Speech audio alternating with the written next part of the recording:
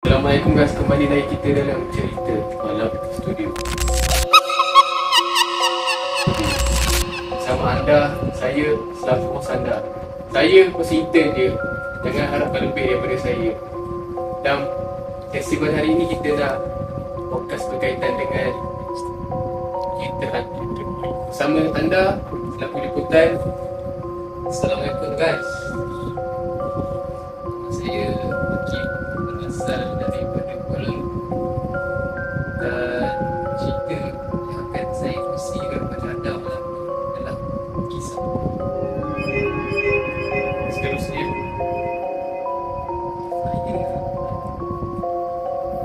sebelum tu bagi saya tak pakai tu sebab bila saya pakai sebenarnya semua kan ya, saya berasal daripada Kuantan Pahang dan saya mau dalam bidang studio sekarang. Okay. podcast malam ni amat seram sebab kita nak tanya peristiwa yang nyata terjadi. Pertama sekali saya nak tanya Hakim dah kan. Boleh awak ceritakan, kongsikan pengalaman awak berkaitan dengan perkara-perkara misteri ke? Pertama sekali, saya ni jenis yang boleh nampak. Boleh nampak? Memang boleh nampak. Dan mata saya ni liar. Kalau kita contoh kita duduk diam macam ni, mata saya jadi berilau, selalu mencari benda. Ni bukan nak tipu korang kan. Ni kisah betul kisah saya.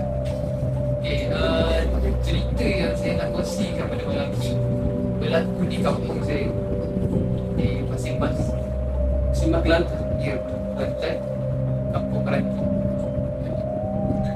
Wadah tu orang kampung Meranti. Meranti guys, Meranti. Meranti. Nama pokok Meranti.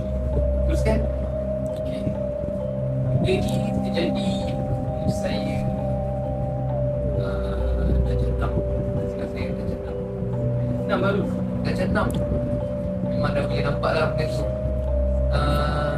Okay, saya ceritakan macam kampung saya ni. Time tu waktu 1 pagi, saya ingat 1 pagi, saya tidur di ruang tamu. Ruang tamu tu luas lah. Ada family saya dan saya ni tidur di belah hujung saya. Okay. Dekat ruang tamu tu dia ada satu laluan nak pergi ke dapur. Orang Kelantan ni dapur dia biasanya kat bawah dan akan ada tangga naik ke atas ruang tamu tu lah. Jadi saya tidur ni memang betul-betul menghadap jalan nak pergi ke dapur. Boleh dapat lah time tu. Dapat lah. Boleh bayangkan lah. Okay. Bila saya tersedar pada malam pada TV, saya macam nyeringkan sikit lah badan, tengok dekat ruangan dapur tu. Dan pada waktu tu lah saya perasan ada satu kelipat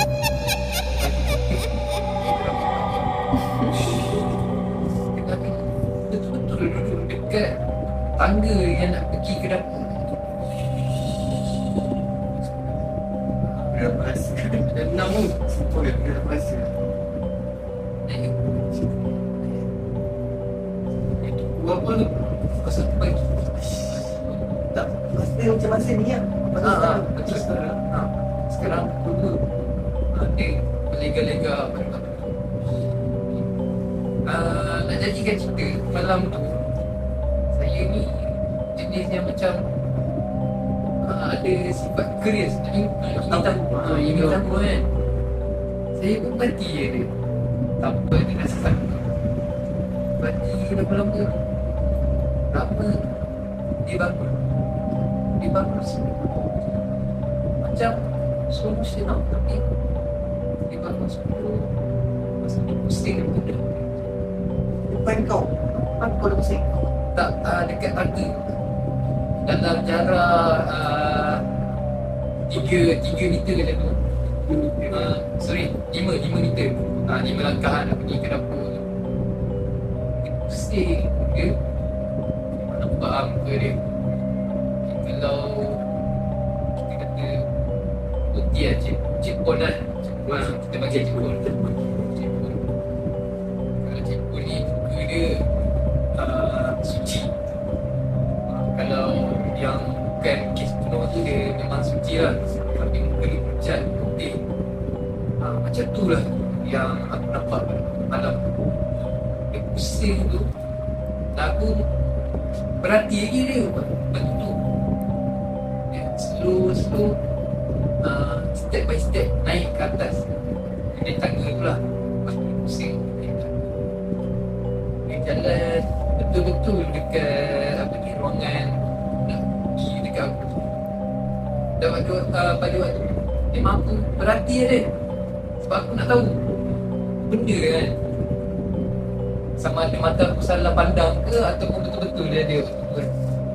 So aku pandang je lah. Dia pun jalan. Kalau korang nak tahu, dia orang jalan bukan macam manusia tau. Hantu ni dia terapung. Pijak lantai ni. Dia tak pijak lantai. Kalau korang tanya orang-orang yang pernah nampak sekali pun memang dia tak berjalan. Nak lagi cek pun dia memang akan terapung dan slow dia bergerak. Boleh describe macam mana tubuh dia, pakaian dia, rambut dia panjang mana? Tubuh dia tinggi waktu tu, lebih kurang dalam 19 lah, 190 cm dia tu. Muka pucat, memang pucat habis lah ya. Muka memang muka orang mati lah. Cantik lah. Nak cakap cantik, tak cantik mana lah. Dan tu kan tengah pucat kan. Kalau dia pakai make up tu boleh kira tuan juga kan. Ni tak pakai make up, semua pucat ke. Dan time tu aku perasan lah muka dia tengah murung, kesedihan. Aku tak tahulah peristiwa yang dia hadap sebelum dia mati. Aku tak tahu mungkin dia kena benda kan. Rambut panjang, memang panjang rambut dia. Orang kata lebih daripada punggung dia lah. Lepas tu dia berjalan tu, betul-betul dia dekat paras aku, aku tidur tu, betul-betul dia sampai dekat aku. Dia pandang tu. Time tu baru aku rasa takut lah masa dia pandang. Sebab memang muka dia seram lah. Aku tak nafikan lah, memang seram pada waktu tu. Aku pun tarik selimut. Aku baca apa yang ingat lah, Fatihah. Lepas tu ayat kursi. Bila aku baca tu, aku buka balik, dia still ada lagi. Tapi memang dia tak kacau aku lah malam tu. Dia lalu je sebelah, dan dia lalu belakang dekat kepala aku lah, di belakang dia. Abang tak boleh tahu. Dia tak ada macam lintas ke aku, tapi dia kat belakang lah. Dia jalan. Lepas tu lama-kelamaan lah, ada pintu tau dekat rumah aku ni. Lepas dia jalan dekat pintu ni, keluar ke? Pintu keluar, tapi kunci ni tu. Dia perlahan-lahan penuh kursi. So dia macam ni. Apa gitu. Dia slow, tahu-tahu dia tembus. Memang sial lah malam tu. Aku rasa ni yang first time aku nampak hantu lah. Hantu tu kesan nyata. Itu tak ada eye contact ke? Ada eye contact waktu yang aku pandang dia. Waktu dia betul-betul dengan aku.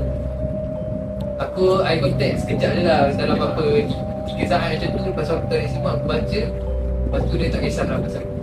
Dia jalan. Itu je lah pengalaman aku. Seram lah. Kalau aku ada sekolah situ dan nampak putih tu, aku dah tutup lah tu. Tapi Hakim ni dia berani kan. Sifat ingin tahu dia tu kuat lah. Seterusnya kita bagi kat anda pula kan. Apa soalan? Kisah misteri je, tu belajar dalam dia. Pernah nampak benda-benda mistik ni. Mistik satu. Ni aku ambil contoh yang paling dekat dengan aku dekat rumah lama aku tu.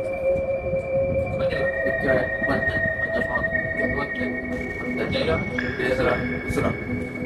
Buat sekarang lah lagi. Sekarang ni cerita benar. Discussion cerita benar. adik aku sakit pergi berubat. Dia bagi tahu apa tu, orang berubat tu tahu dekat rumah aku ada perkampungan. Ada perkampungan? Perkampungan. Maksudnya bukan rumah aku, maksudnya dalam satu bilik aku tu ada perkampungan. Oh, dalam rumah tu ada Dalam rumah. perkampungan? Dalam bilik? Rumah, bilik, perkampungan. Perkampungan? Maksudnya perkampungan tu bukan di perkampungan. Macam kita tahu perkampungan bukan kecil. Besar? Kampung. Perkampungan besar. Lepas tu dia kata perkampungan tu ada satu pokok besar. Pokok tu macam pokok tu dah 1 tahun dah.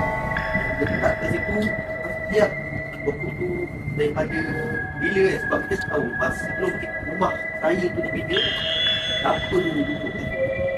Sebab seperti mana kita tahu, makhluk-makhluk halus, jin, syaitan semua diusir daripada bumi, daripada darat, di laut. Betul. Dia lepas tu yang pernah jadi dalam rumah dia tu, saya pernah letak duit letak di sini. Letak lah. Masa tu belum QR lagi, belum sama QR. Tu nak menabung lah? Tak. Simpan duit? Sebab masa tu saya nak test power dia. Nak test power? Nak test power. Dia nak test power.